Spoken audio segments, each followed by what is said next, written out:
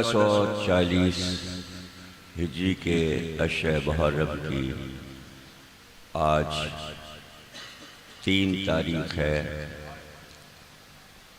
और हम चौथी तकरीर आप हजरात के सामने पेश कर रहे हैं।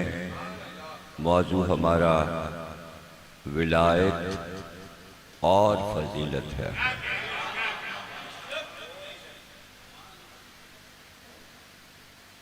हमने कल भी कलाम पाक की एक आयत आपके सामने तिलावत की थी।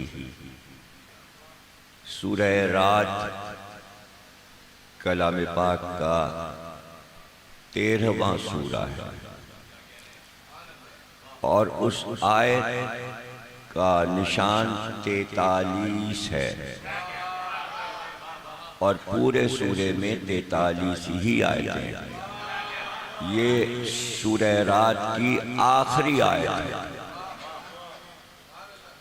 अल्लज़ीना कफ़रू लस्ता मुरसला। परवरदिगारे आलम इरशाद फरमा रहा है अपने हबीब से, ये काफिर ये कह रहे हैं कि तुम मुरसल नबी नहीं हो। यानी काफिरों ने सरकार की रिसालत से इनकार किया कि हम तुम्हें रसूल नहीं मानेंगे, अल्लाह का रसूल नहीं मानेंगे, नबी नहीं मानेंगे। कुरान ये ऐलान कर रहा है ऐसा हुआ।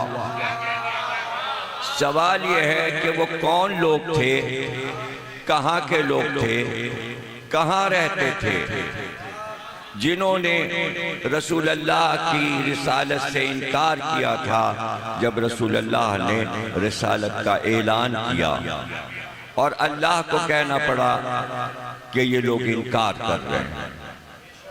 कुरान ने ही बताया इनकार करने वाले मक्के के काफिर थे, यानी पूरा मक्का काफिरों से भरा हुआ था। आज पूरा मक्का मुसलमानों से भरा हुआ है। सवाल यह है कि जो मक्के में काफिर थे उनकी नस्लें कहाँ गईं?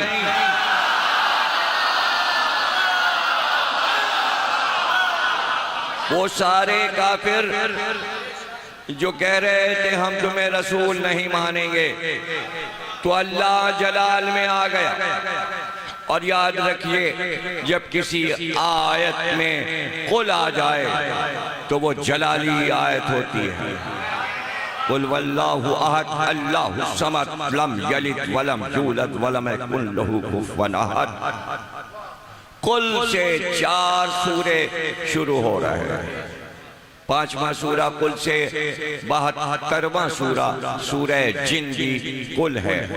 इस तरह कुरान में 4 नहीं 5 कुल हैं और वो आयतें जो कुल से शुरू होती हैं उनकी तादाद कुरान में तफसील के साथ लिखी है। कुल के मानी है कहो, पैगंबर इनसे कहो। लहजा बदला हुआ कि हर आयत में कुल नहीं है। आयतें सब कहनी हैं, उन्हीं से बात करना है। तवज्जो कीजिए। अल्हम्दुलिल्लाह रब्बिल आलमीन। इसमें तो नहीं कहा कि कुल कहो। कहना ये भी है, सुनाना ये भी है, लेकिन ताकीद के साथ लहजा बदल कर परवरदिगार का लहजा बदला हुआ। बोल कह दो इनसे,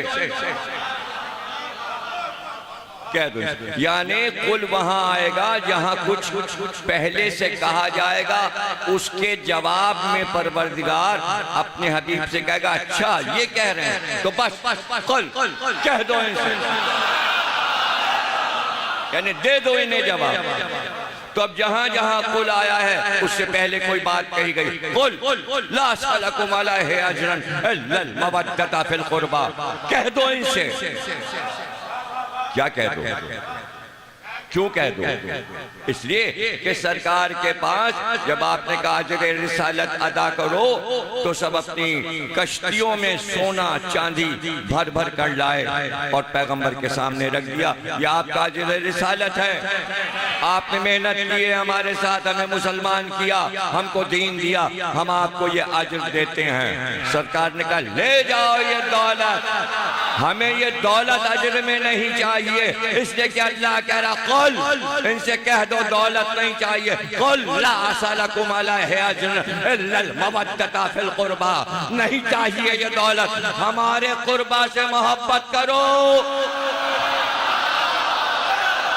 सबसे बड़ी दौलत यह है अगर तुमने मोहब्बत कर ली तो अजर रिसालत अदा हो गया।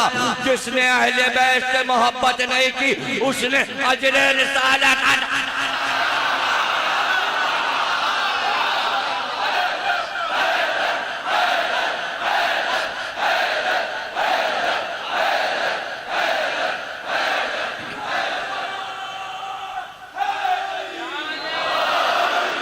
अल्लज़ीना कफ़रू लस्ता मुरसला, ये काफिर कह रहे हैं कि आप मुरसल नहीं हैं। तो बस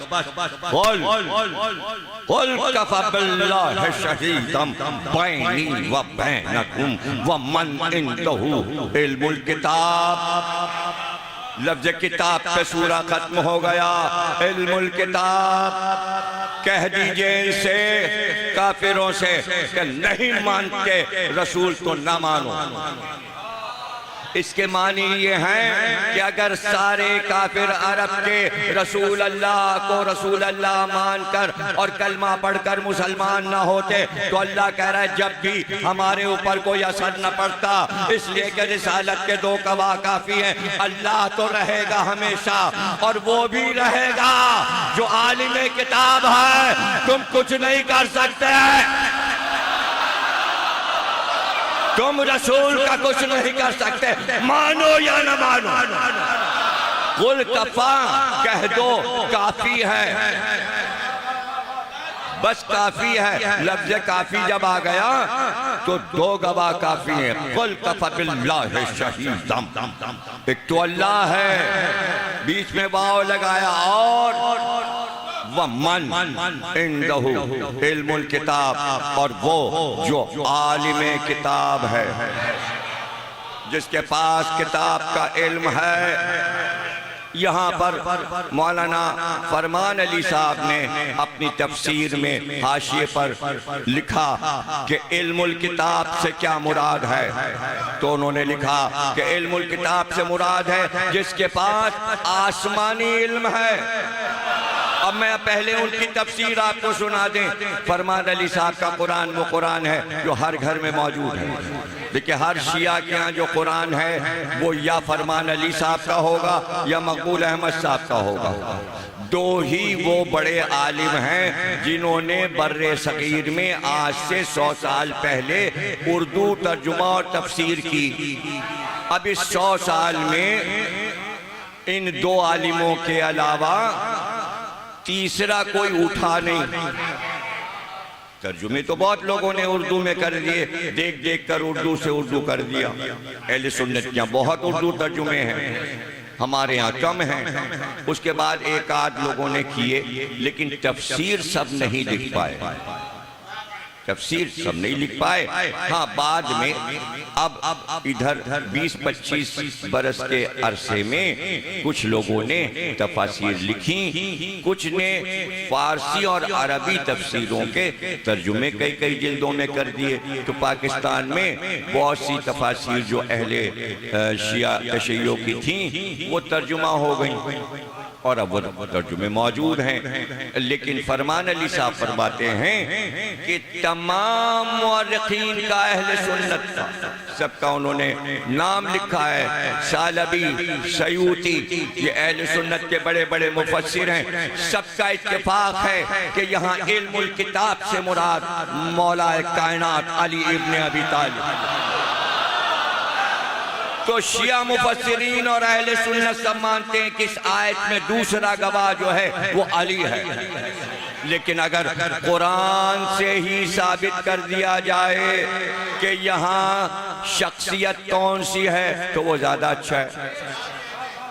और वो मैं आपको बच्चों और जवानों को कुरान से ही दलील दिए देता हूँ। सूरह नमल है चींटियों वाला सूरा, और उसमें इरशाद हुआ कि सुलेमान का तख्त एक दिन हवा पर परवास कर रहा था, और जब तख्त उनका उड़ता था और से करीब होकर फजा में, तो तमाम परिंदे परों से पर मिलाए हुए साया करते हुए चलते थे।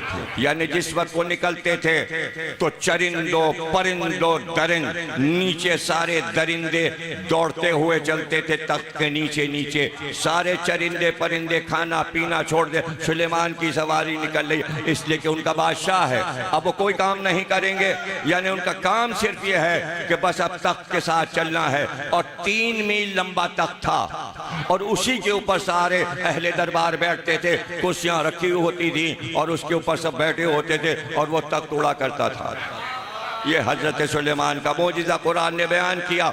और सारी रियाया 3 मील लंबा तख्त है, सारे ओहदेदार मनसबदार वजीर आजम सब तख्त के ऊपर बैठे, कुर्सियां लगी, सुलेमान का तख्त लगा और परिंदे सारे आकर साया कर लेते थे। और 3 मील तक ऐसे पर्दा किए रहते थे कि धूप नबी अल्लाह पर ना आए।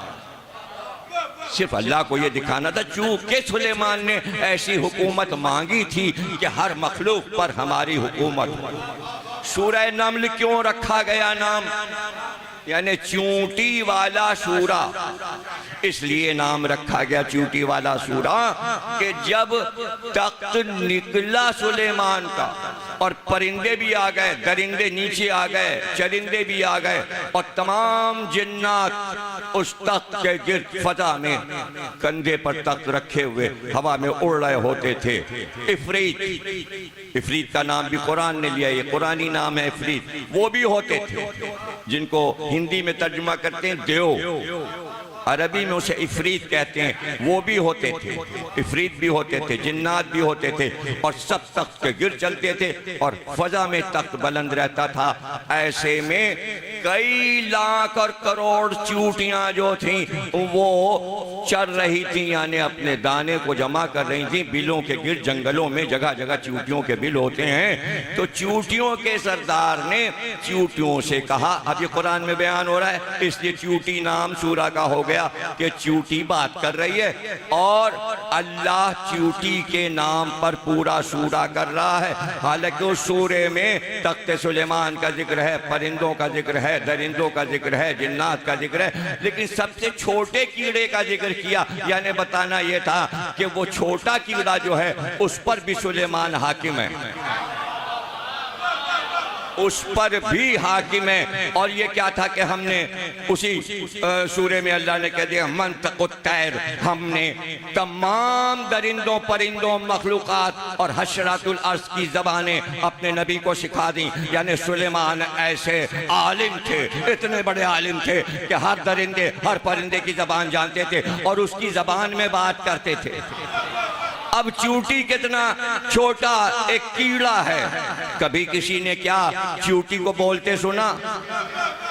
चूटी की आवाज तो किसी ने नहीं सुनी, लेकिन कुरान ने कहा चूटी बोलती भी है और उसकी आवाज भी होती है। इसलिए साइंसदान चूटियों पर रिसर्च करते करते बहुत सारी किताबें, लॉर्ड फ्राडे बहुत बड़ा फलसफी है, उसने अंग्रेजी में एक इतनी मोटी किताब लिख दी, द अंट, यानी चूटी, छोटा सा एक कीड़ा।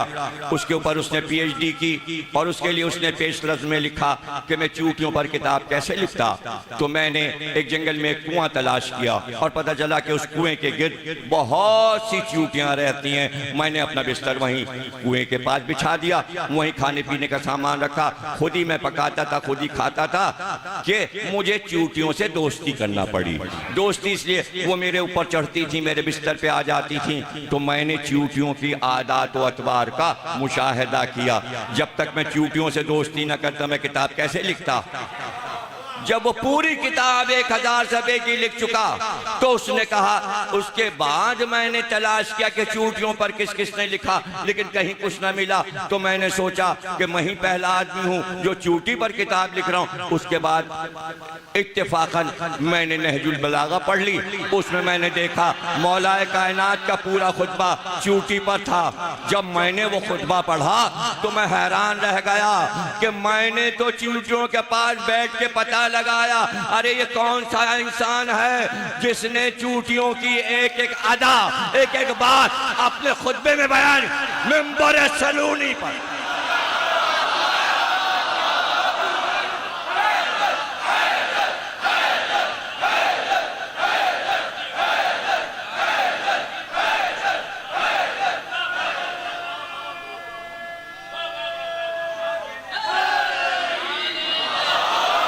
पूरा खुतबा मौलाए कायनात का चूटियों पे मौजूद। अभी अर्ज करता हूं कि मौला ने क्या कहा। अब जाहिर है, देखिए कुरान कह रहा है कि चूटी बोलती है। अब साइंसदानों ने पता लगाना शुरू किया कि ये चूटी बोलती है। ऐसे हसास टेप रिकॉर्डर बनाए जाएं जो चूटी की आवाज को रिकॉर्ड करें। जितना बारीक कीड़ा है ऐसी आवाज भी होगी, और वो आवाज हम और आप सुन नहीं सकते। वो तो बड़ा गनीमत हुआ कि आवाज की बात हो गई,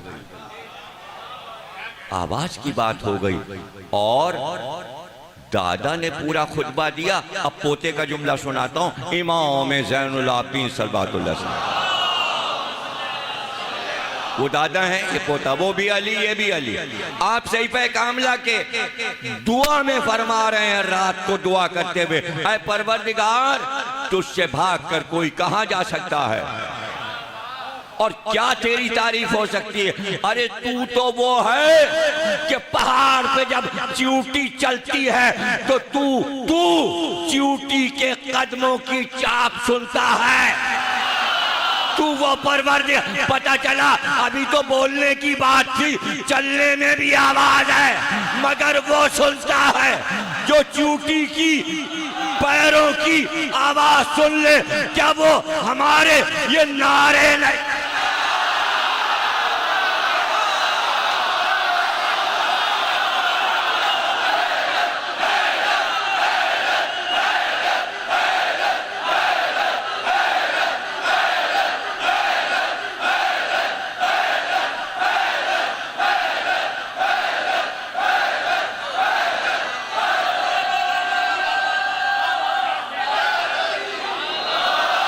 माशाअल्लाह, जज़ाकल्लाह। अल्लाह तुम्हें नजर बस से बचाए।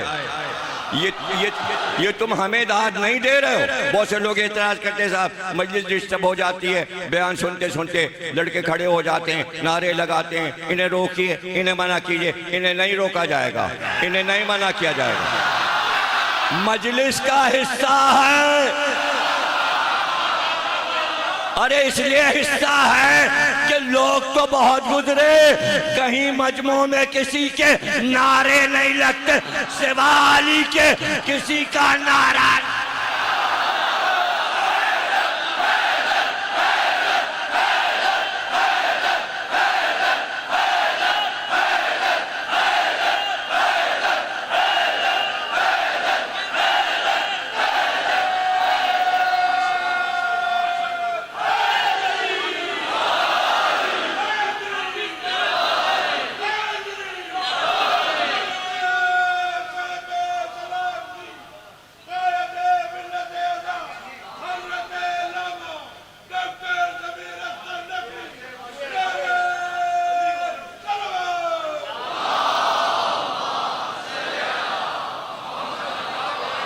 ये सब हमारे इमामों ने बताया है, किसी रावी ने नहीं बताया।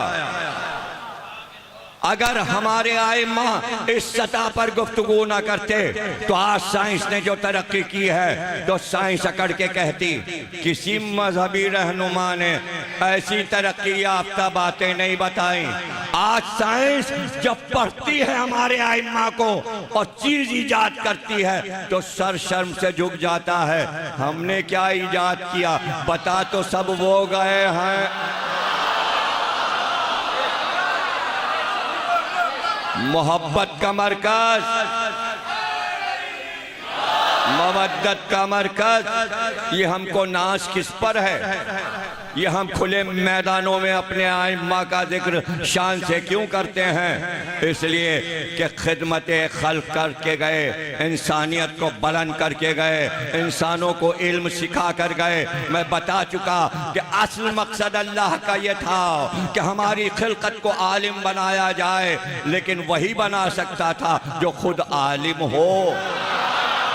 जाहिल खिलकत को क्या सिखा सकता था? मुसलमानों से गलती ये हुई कि अपने रहनुमा जाहिलों को चुना।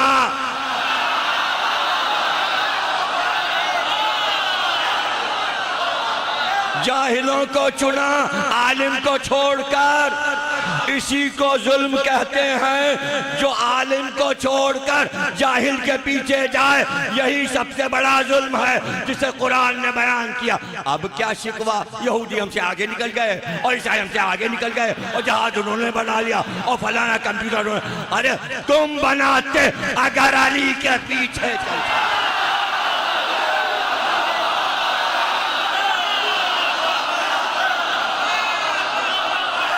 अब हम अपने बच्चों को ना बताएं, हम अपने बच्चों को बताएं।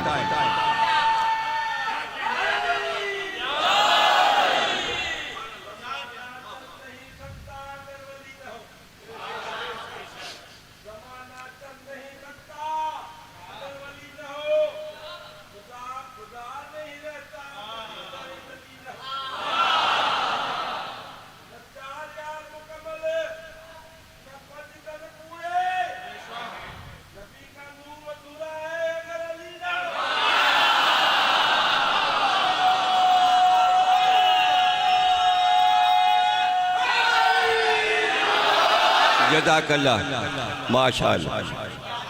इसलिए बताना ज़रूरी है कि इल्म का मंबा क्या है, इल्म का सरचश्मा क्या है।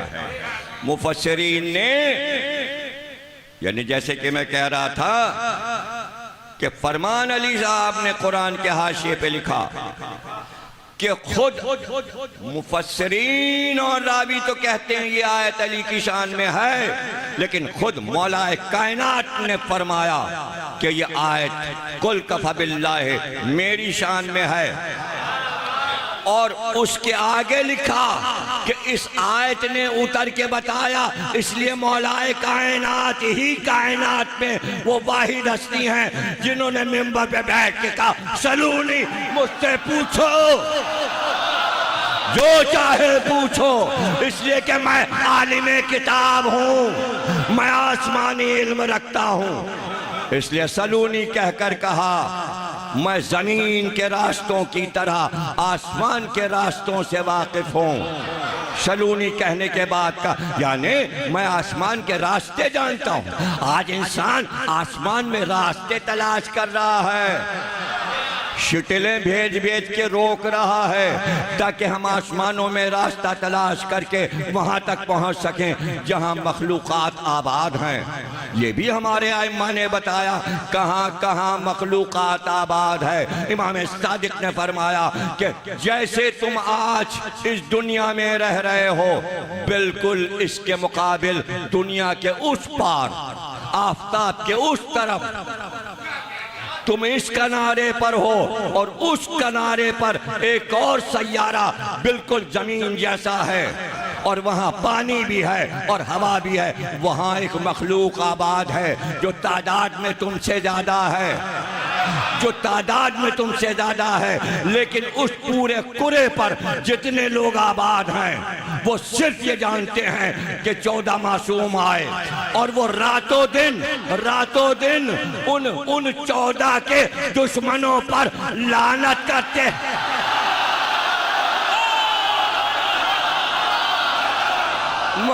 उस पार, वहां उस पार।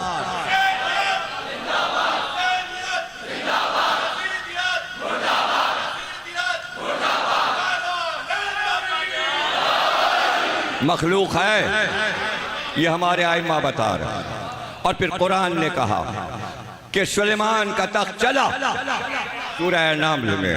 और एक बार चींटियों का जो सरदार था, हमें क्या पता चलता अगर कुरान ना बताए। चींटियों के सरदार ने अपनी कौम से कहा जल्दी भागो और सब लोग अपने अपने घरों में जाओ, बिलों में घुस जाओ, इसलिए कि सुलेमान का लश्कर आ रहा है, तख्त सुलेमान आ रहा है। कहाँ तख्त हवा पर कितने मील ऊपर उड़ रहा था। लोग कहते पढ़ते पढ़ते मजलिस कभी जहाज बताने लगते हैं। अरे अहमकों, जहाज ना बताऊं तो क्या करूं। अगर सुलेमान का तख्त ना होता तो साइंसदान के तस्वुर में जहाज कैसे आता कि हवा पे हम जहाज उड़ा सकते हैं। अबे कुरान से लिया ना, आइमा से पता चला ना, उनको पैगंबरों से पता चला, जब भी तो तस्वुर आया तो ना बताएं, तो अब बताना तो पड़ेगा। इसलिए कि मैं तो बहुत जहाज़ों का सफ़र करता हूँ। 2 हफ्ते के लिए मैं अमेरिका गया था, 2 हफ्ते के लिए गया था।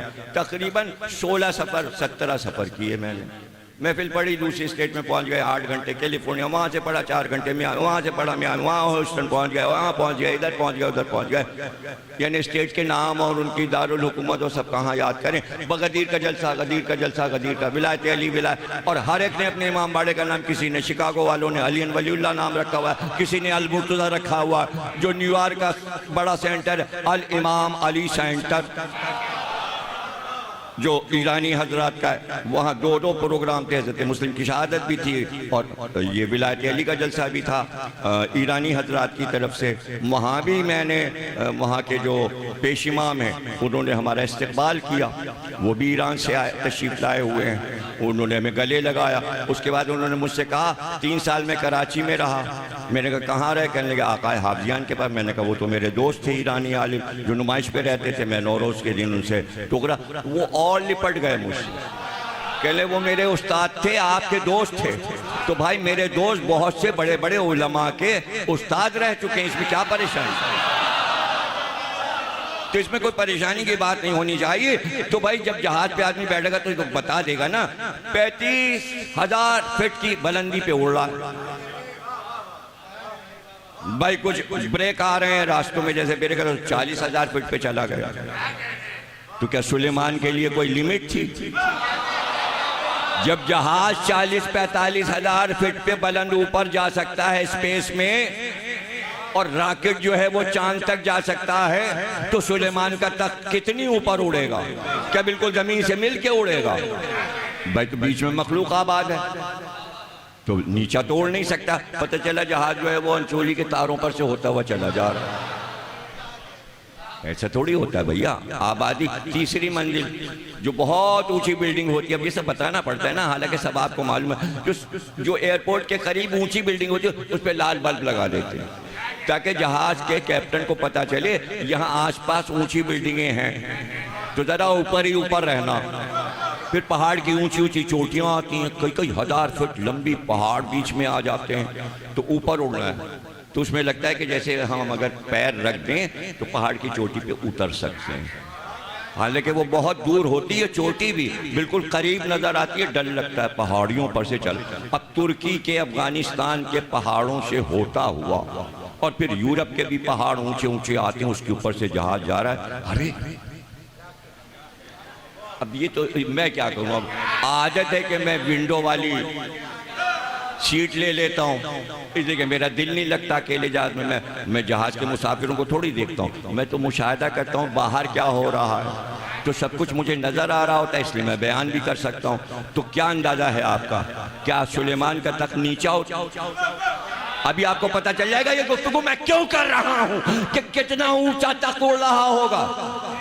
3 मील लंबा तख्त है, इसलिए ऊपर उड़ रहा होगा, तो 45,000 फीट की बुलंदी से ऊपर उड़ रहा होगा। लेकिन कुरान ये कहता है कि चींटी के सरदार ने कहा भागो, इसलिए कि सुलेमान का लश्कर आ रहा है। जैसे ही आवाज हुई, अल्लाह कहता है सुलेमान ने चींटी की आवाज सुन ली। अरे इतनी मेहनत क्यों की है? अरे क्यों इतनी देर से ये बोल रहा हूं? एक बार सुलेमान ने कहा तख्त रोको और यहीं जंगल में उतारो।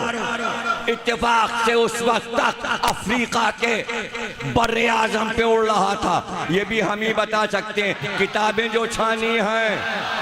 अब तुम मुझसे कहोगे फेसबुक पे किताब का नाम बताइए कि तख्त अफ्रीका पे उड़ रहा, और जिन किताबों के नाम बता दिए वो तुम्हें मालूम थे?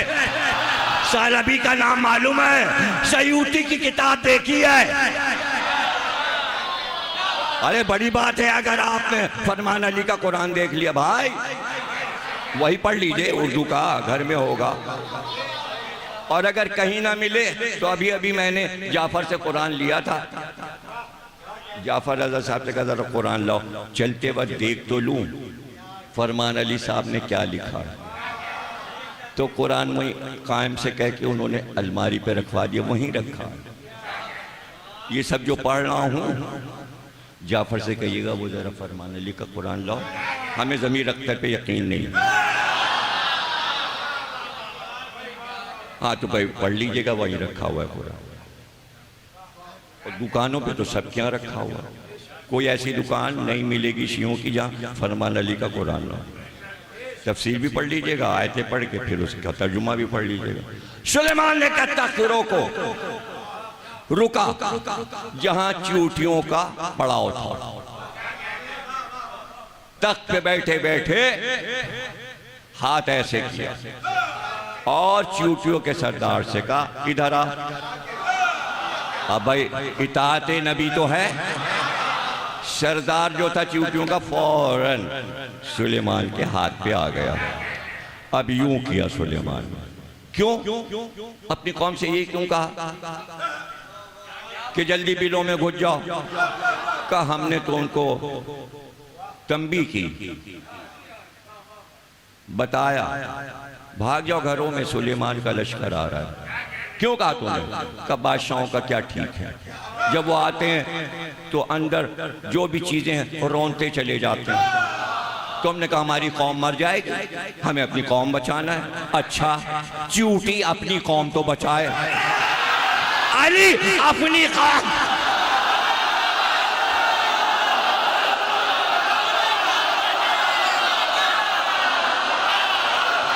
रसूल अल्लाह अपनी कौम ना बचाएं तो अपनी कौम अपनी उम्मत को बचाने के लिए रसूल कह गए अली से मोहब्बत करना तो तुम बच जाओगे, राह नजात अली है।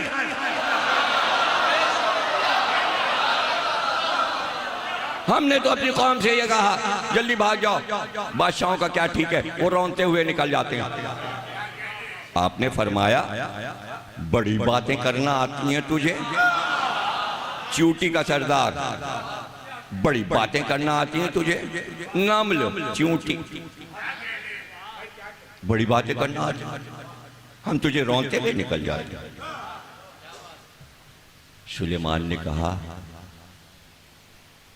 अच्छा ये बता तू अपनी कौम का सरदार, मैं अपनी कौम का सरदार, ये बता दोनों में बुलंद कौन है? या नबी अल्लाह क्या कर रहे हैं? एक कीड़े का सरदार शहरा में रहने वाला, और कहां आप जिसको मुल्क अजीम मिला है, ये सवाल उससे क्यों कर रहे हैं? उसने भी कहा कि अब नबी ने कह दिया बड़ी बातें करना आती तो फिर बड़ी बात कर लूं, तो उसने बड़ी बात की। कहा या नबी अल्लाह इस वक्त तो मैं ही बुलंद हूं। कहा क्यों? कहा एक नबी के हाथ पर, और एक नबी क्या, और जो दोस्त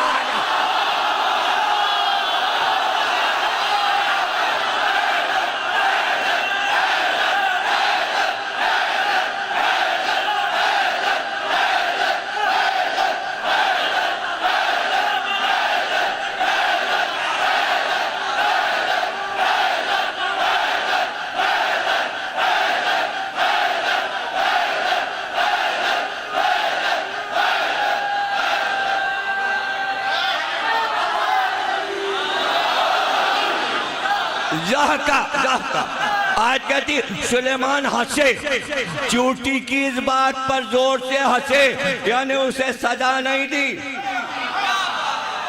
बात उसने ऐसी दलील की कह दी थी, छोड़ दिया उसे, और फिर खुतबा दिया कि देखो इसे अपनी कौम का कितना ख्याल है।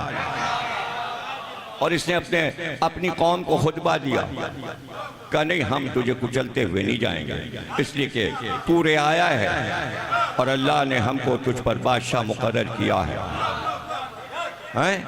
ऐसे में तक चला एक बार नबी अल्लाह पे धूप आई, हजरत सुलेमान पे जरा सा धूप का धब्बा इतना आ गया, इतना, पूरे चेहरे और जिस्म पे धूप नहीं आई, जरा सा धूप आ गया। एक जगह खाली थी। आपने कहा ये कौन परिंदा था जिसने जगह छोड़ दी बगैर मेरी इजाजत के? सारे परिंदे बोले हुदूद हुदूद। सबने अपनी जान बचाई, सारे परिंदों की कौम वालों ने अपनी जान बचाई कि कबूतर बच जाए, कौवा बच जाए, हंस बन जाए, फाख्ता बच जाए, वरना सब उसमें मुलव्विस हो जाते। तो सब ने पुकार के कहा जो गायब हुआ है वो हुदूद था। अब ये याद रखिएगा लफ्ज़ हुदूद अरबी है और यही नाम कुरान में आया है, इसीलिए वो हुदूद मशहूर है। हुदूद उस परिंदे को कहते ही उर्दू में हुदूद है।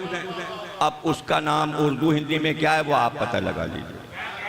अरबी में हुदूद कहते हैं। मगर ये याद रखिएगा जगह तो छोड़ी है, डांट तो खाई है, मगर ताज भी उसी को मिला है। मोर को सिर्फ कलगी मिली है, मूर्ख को मूर्खेश मिला है, मगर इसे ताज मिला है। ताज उसके सर पे ताज है। भाई किस बात पे तुझे ताज मिल गया और क्या क्या तुझे मिल गया? अब ये सब कुरान के हाशिए पे तफसीर में पढ़ लीजिएगा। ऊपर उड़ाओ, बहुत ऊपर। तो बादशाह लोग और जो लोग हुदूद को पालते हैं सहरा में, वो क्यों, वजह भी सुन लीजिए कि उनके पास हुदूद क्यों। इसलिए कि हुदूद को छोड़ते हैं और वो उड़ के ऐसे ऐसे फिरता है, ज़ेरे ज़मीन उसे पानी नजर आता है। यहाँ वो जाके ठोंग मारे, सब समझ जाते हैं यहाँ चश्मा खोदो। उसके लिए उसकी आंख में जमीन मिट्टी नहीं है। अभी कायम साहब ने मुझे बताया, वो देखिए कालीन सबील के सामने बिछा है। मैंने कहा ये कैसा कालीन है? कहने मिट्टी के रंग का है। मैंने कहा ये तो बिल्कुल, लोगों को क्या पता चल जाएगा कालीन बिछा है? सब समझेंगे ये तो फर्श है, ये ग्राउंड का, यहाँ अमरोहा ग्राउंड का। कहने नहीं इतना मोटा है, वो तो जब करीब पहुँचेंगे तो पता चले। मैंने कहा उसे बीच में बिछा दो, किनारे तो वो बिल्कुल मिट्टी के रंग का लग रहा है। तो मेरी आंखें धोखा खा गई कि कालीन जो है वो फर्श लगने लगा। लेकिन जनाब हुदूद धोखा नहीं खाता, इसलिए कि उसकी आंख के सामने जमीन को शीशा कर दिया गया। वो शीशे के अंदर से देखता है यहाँ पानी बह रहा है।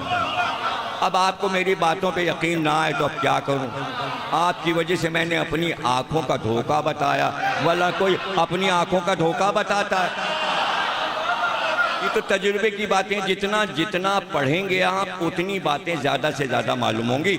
उसके लिए ज़मीन शीशा है और नीचे देख लेता पानी है, और वो ठोंग मारता कहता है यही चश्मा है, खुदता है और पानी निकल आता है। अब हुदूद को क्या क्या नेमतें मिली हैं? अरे भाई पैगंबरों के साथ रहा है, क्या परेशानी है आपको?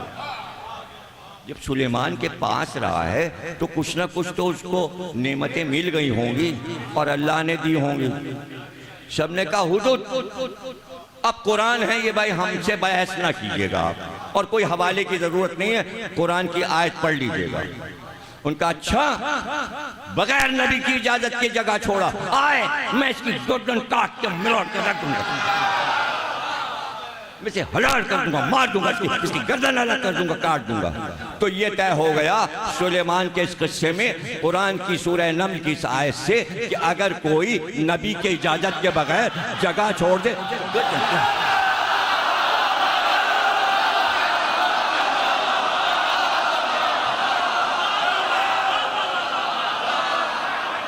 अच्छा नबी के बाद क्या है?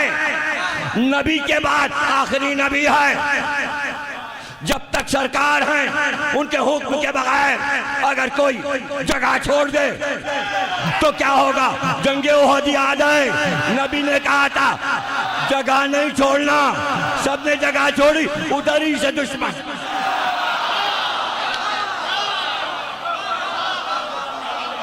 जिन जिन ने जगह छोड़ी उनके नाम तारीख में लिखे हैं। ये भी तारीख ने लिख दिया कि सब 3 दिन के बाद वापस आए जो भागे थे ओहद से।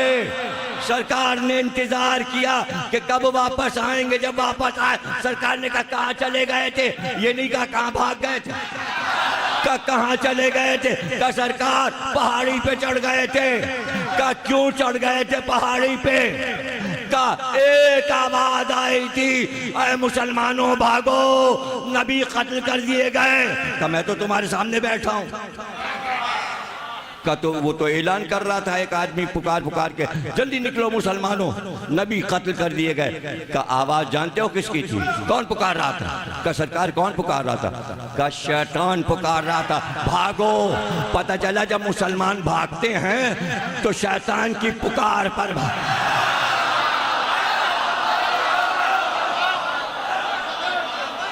भागो। तो आपने फरमाया एक आवाज जिब्रील ने भी तो दी थी, जिब्रील भी पुकारे थे वापस आओ, नबी जिंदा है। शैतान पुकारा था, मार दिए गए। अल्लाह ने जिब्रील को भेजा कि जाके ओहद में पुकारो कि नबी जिंदा है। वो आवाज नहीं सुनी? का नहीं, वो तो नहीं सुनी। इसलिए हम कहते हैं मजलिस में बैठो ताकि महशर में जब इमाम आएंगे शैतान भी पुकारेगा, वो अपने लोगों को दज्जाल को बुलाएगा। जिब्रील कहेंगे इधर मेहदी की तरफ आओ, कुछ दज्जाल की तरफ जाएंगे, कुछ मेहदी की तरफ। तो मजलिस से पता चलेगा शैतान की आवाज क्या है, जिब्रील की आवाज। अरे शैतान नारे हैदरी नहीं लगाएगा, जिब्रील मेहदी की आमद पे नारे हैदरी।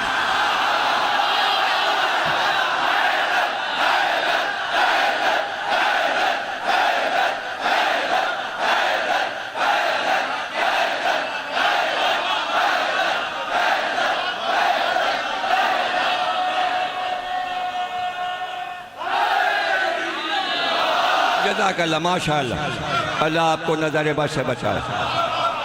जगह नहीं छोड़ना। तो अब सवाल ये है कि अगर एक परिंदा जगह छोड़ दे तो नबी कहता वाजिबुल कत्ल है। अब अली नहजुल बलागा में, नहजुल असरार नहीं, ना ना ना, नहजुल बलागा जो मौजूद सुन्नी शिया सब ने तर्जुमा करके छापा है। गुलाम अली अहसन हर साल छापता है, जुमले ना पकड़ा कीजिए, छपता है नहजुल बलागा मौजूद। उसमें खुतबा एक है जो फरिश्तों पर है। आपने उस खुतबे में ये बताया कि मलाइका की किस्में क्या हैं, कितने किस्म के मलाइका अल्लाह ने बताया। उसके बाद ये बताया कौन सा मलक कौन सी ड्यूटी दे रहा है। वो कौन से मलाइका है जो अर्श उठाए हुए, वो कौन से मलाइका हैं जो सूरज को लाते ले जाते हैं, वो कौन से मलाइका है जो चांद के साथ साथ हैं, सितारों के साथ साथ हैं, वो कौन से मलाइका हैं जो ज़मीन पर मुकर्रर हैं, वो कौन से फरिश्ते हैं जो पानी पर और समंदर पर मुकर्रर हैं, फ़ज़ाओं में, हवा में, खला में, यहाँ से लेकर अर्श तक, कुर्सी तक, सिदरा तक, कौसर के किनारे, सलसबील के किनारे, दरख्त तूबा के पास सब फरिश्ते क्या कर रहे हैं, सबकी ड्यूटी बताई। और उसके बाद बताया जहां अल्लाह ने उन्हें मुकर्रर कर दिया है वही काम किए जा रहे हैं। और अगर उनमें से कोई फरिश्ता बगैर अली के इज़्न के जगह छोड़ दे तो वो जलकर खाक हो जाएगा।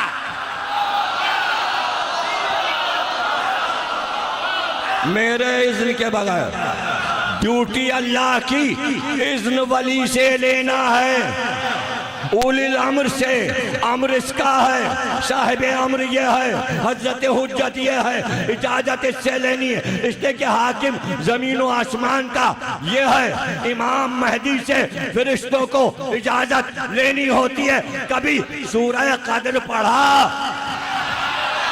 शबे कद्र क्या है? मलाइका वहां से यहाँ आते हैं,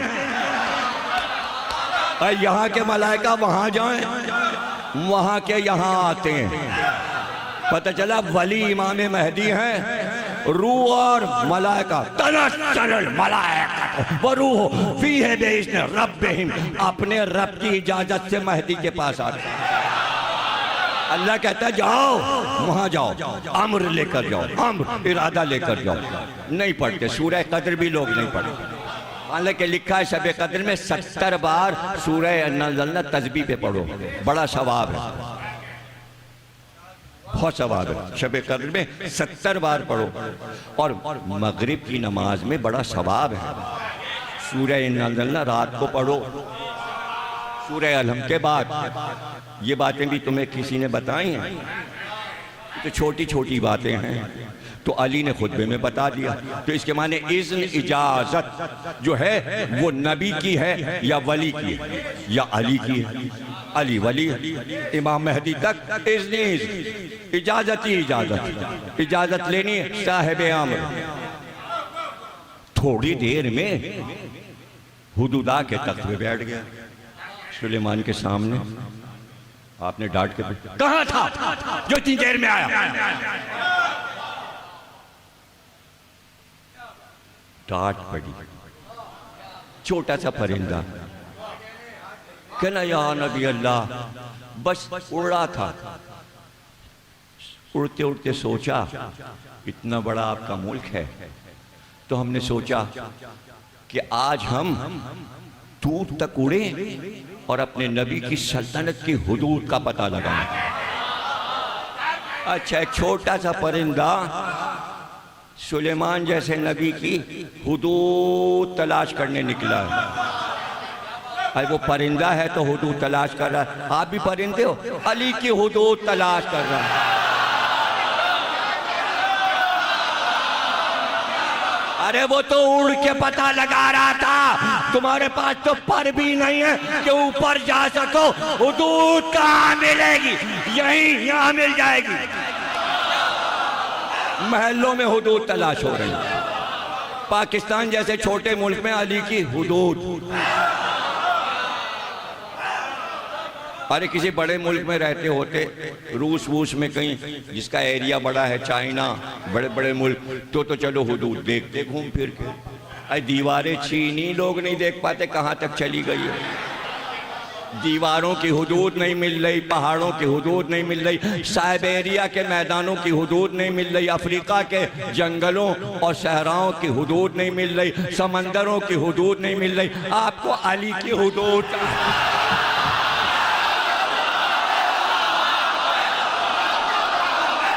वाह वाह वाह वाह वाह, अच्छा सिखा दिया किसी ने, पट्टी पढ़ा दी। फज़ाइल अली की हुदूद। छोटी छोटी मादी चीजों की हुदूद नहीं मिल रही, मेरे मौला की हुदूद चाहिए। वो निकला तो सुलेमान ने कहा फिर तूने क्या पाया? क्या तूने सरहदों का पता लगा लिया? मेरा मुल्क कहाँ तक फैला है? कहाँ आपकी सरहद पा गया। अरे एक परिंदा सुलेमान की हद पा गया। का फिर क्या तू सरहद से बाहर निकल गया? कहाँ सरहद से बाहर निकल गया? का क्या देखा? का वहां देखा एक और मुल्क। बस यहाँ पे जरा सा मैं हाथ जोड़ लूं और मुझे माफ कर देना। या सुलेमान, आपके मुल्क की हद से निकल गया था हुदूद, लेकिन मौलाए कायनात का जो मुल्क है उसकी हुदूद से अब तक जिब्रील नहीं निकल पाया।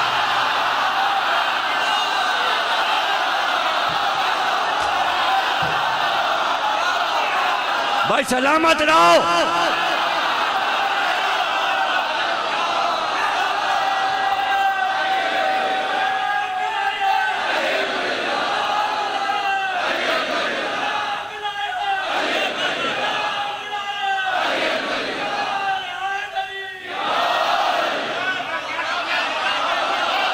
सलामत रहो, तुम्हारे घर आबाद रहे। जियो सलामत। का फिर क्या देखा तूने? का मैंने देखा, हाय क्या बताऊं, मेरा खौफ अब मुझे खौफ हो गया, मैं लोगों से डरने लगा। मैं डरता रोज़ डर के आता हूँ।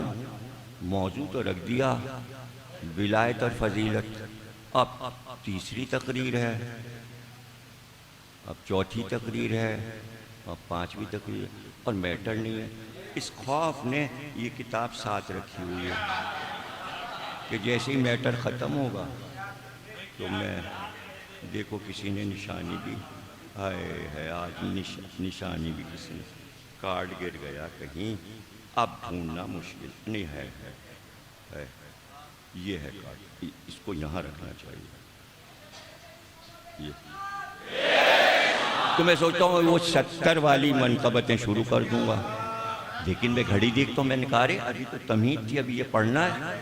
तो फिर शुक्र कि भाई तकरीर हो गई और आपने करवा लिया। अब मैं क्या करूं, उसको पूरा करूं या ये पढ़ूं? ये तो आप पे छोड़ता हूं, जो सुना रहा हूं उसे पूरा करूं या आगे चलूं? और फिर अगर लंबी हो गई तकरीर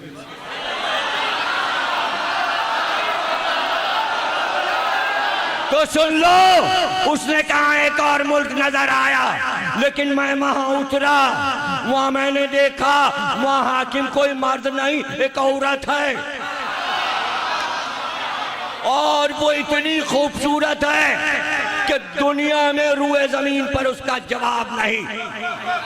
वो मलिका है और तमाम मर्दों पे हुकूमत करती है, और उसके जितने दरबान और मुलाजिम हैं वो सर झुकाए उसकी खिदमत पे खड़े होते हैं, और वो जो हुक्म देती है वो बजा लाते हैं, सब उसके इताअत गुजार हैं। उसके सर पे ताज है, मगर या नबी अल्लाह उसके पास भी एक तख्त है। सुलेमान ने कहा उसके पास भी तख्त है, कहाँ? अब ये सब बता रहा है हुदुद करम, मगर उसका तख्त जो है सरकार, आपका तो सादा सादा तख्त है, उसके तख्त में जवाहरात जड़े हैं और सोने से बना हुआ है। क्या जगमगा रहा है तख्त, ताज, तख्त, सूरत, शक्ल, उसकी ताज सल्तनत। पहले तो यही कयामत के कोई और मुल्क है पड़ोस में। सुलेमान को बर्दाश्त नहीं हुआ कि मेरे मुल्क के पड़ोस में कोई दूसरा मुल्क बन जाए। नहीं समझे? तो क्या नबी ये चाहेंगे कि जो मुल्क अल्लाह ने मुझे दिया है उसके पास कोई सकीफा में मुल्क बन जाए?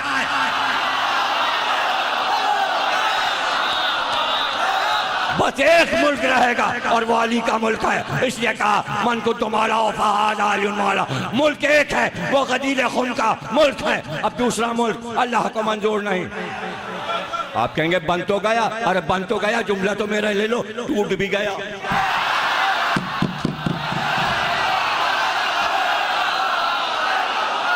अब कहां है? अब कहां है? मुल्क तो अली का है, जो आखिर में आएगा उसी का तो होगा मुल्क। अली के बाद कौन आया? अली के बाद कौन आया? मुल्क तो अली पे खत्म हो गया, फिर अली का मुल्क अली को वापस मिल गया। अब बोलिए, दरमियान से सब माइनस कर दीजिए। मुल्क पहले भी अली का था, बाद में भी अली का है, बीच में कुछ नहीं है, दरमियान में कुछ नहीं है। अब कयामत तक मुल्क अली का है। उनके बेटे ही हुकूमत करेंगे, उनका बेटा ही हुकूमत कर रहा है। आप फौरन परेशान हो जाते हैं, ये बहुत दूर निकल जाते हैं, वहीं पे वापस जाए, हाँ वहीं पे वापस जा रहा है। अच्छा तूने क्या देखा? का ये देखा का, अच्छा बस बुलाया कातिब को, लाओ कलमदान, लिखो खत। आप कहेंगे फिर ये हट गए मौजूद, क्या करूं हटना को? कुरान में 114 सूरे हैं। कितने? 114 सूरे। हर सूरे पर बिस्मिल्लाहिर्रहमानिर्रहीम, यानी 114 बिस्मिल्लाह भी होने चाहिए हर सूरे पे बिस्मिल्लाहिर्रहमानिर्रहीम। लेकिन बिस्मिल्लाहिर्रहमानिर्रहीम 113 है, इसलिए कि नमा सूरा सूरह तौबा, जिसे सूरह बरात भी कहते हैं, उसके ऊपर बिस्मिल्लाहिर्रहमानिर्रहीम नहीं लिखा। बगैर बिस्मिल्लाह के वो सूरा पढ़ा जाता है। पूछा गया भाई मुफस्सिरीन से कि बिस्मिल्लाह के बगैर तो दुनिया का कोई काम ही नहीं होता, और ये सूरा का, इस सूरे में अल्लाह गुस्से में है। अब वो कह रहा है कि जिनकी बातें अल्लाह कर रहा है गुस्से में उन पे इताब कर रहा है, और वो कह रहा है रहमान और रहीमियत बिल्कुल ख़त्म। इसके माने कभी कभी गुस्से में कुछ लोगों पे रहीमियत उठा लेता है, रहमानियत उठा लेता है और क़हार और जब्बार बन जाता है। और क्या है सूरा, अज़ानुम मिनल्लाहि व रसूलिही, आए मेरे रसूल जाकर अजान दो, और वो अजान अल्लाह और रसूल की तरफ से हो, उसी का नाम सूरा बरात है। जाओ जाके अजान दो और काफिरों और मुशरिकों से कह दो आज के बाद एक काफिर और मुशरिक खाने काबा में नहीं आ सकता, कदम नहीं रख सकता। इताब जलाल निकल जाए सब बाहर। और खबरदार जो कपड़े अपने उतार कर बरहना तवाफ करते थे वो भी नहीं करने दिया जाएगा। काफिर और मुशरिक को खाने काबा में नहीं आने दिया जाएगा। अल्लाह जलाल में है। अब अगर कोई मुशरिक और काफिर को मक्के में बुला ले तो वो इताब से बचेगा, नहीं आ सकता।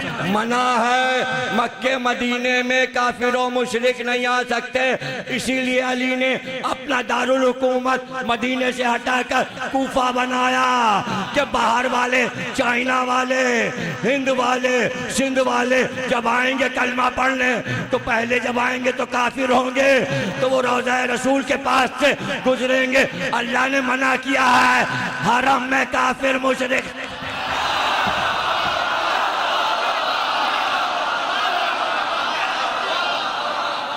किसको फायदा पहुंचा? अली के इस इक़दाम से किसको फायदा पहुंचा? फायदा ये पहुंचा कि अली के बाद किसी अरब बादशाह ने दारुल हुकूमत फिर मदीने को नहीं बनाया। क्यों? रियाज है, इसलिए कि हर मुल्क का सफीर दारुल हुकूमत में रहता है। वो मुशरिक भी है, वो काफिर भी है, मदीने में नहीं रह सकता था। इसलिए अब दारुल हुकूमत न मक्के आ सकता है न मदीने आ सकता है। इसलिए कि हरम में न काफिर आ सकता है न मुशरिक आ सकता है। मना कर दो। बुलाया रसूल अल्लाह ने, ले जाओ काफिर और मुशरिकों को डांट के भगा दो खाना। अरे कोई थोड़े से हैं। गए, आधी दूर पहुंचे, जिब्रील आए। किसको दे दिया सूरा आपने? उनके बस की बात नहीं है। उसको भेजिए जो आप में से हो, जो मिन्नियत की मंजिल पर हो। अली मुझसे है, मैं अली से हूं। जो आपका हो, आप में से हो, उसे बुलाइए। अली को बुलाया, कह जाओ सूरह बरात उनसे ले लो और तुम जाके पहुंचाओ। अली कहते मैं पहुंचा, मैंने सूरह बरात ले लिया, लेके मक्के पहुंचा। खाना काबा के चारों तरफ पहाड़ियों पे चढ़ के इधर उधर पूरे मक्के में चक्कर लगाया और जगह जगह खड़े होकर सूरह बरात पढ़ना शुरू किया। किसी ने नहीं लिखा कि हाथ में पारा लिए हुए थे या कागज। अभी तो सूरा उतरा है, मगर अली को पूरा इतना बड़ा सूरा ज़बानी याद था। अगर कागज हाथ में होता तो अली ये क्यों कहते मैं सूरा पढ़ता जा रहा था और जुल्फ़िकार पे हाथ। उनका बस नहीं था कि मेरे टुकड़े टुकड़े करके पहाड़ों पे फेंक दें। लेकिन जब वो दांत पीस रहे थे, मुंह से झाग निकल रहा था, इसलिए कि काफिरों की मजम्मत, मुशरिकों की मजम्मत मैं बयान कर रहा था और वो गोल के गोल चारों तरफ मुझे घेरे हुए थे। लेकिन जब उनकी नजर जुल्फ़िकार पे जाती,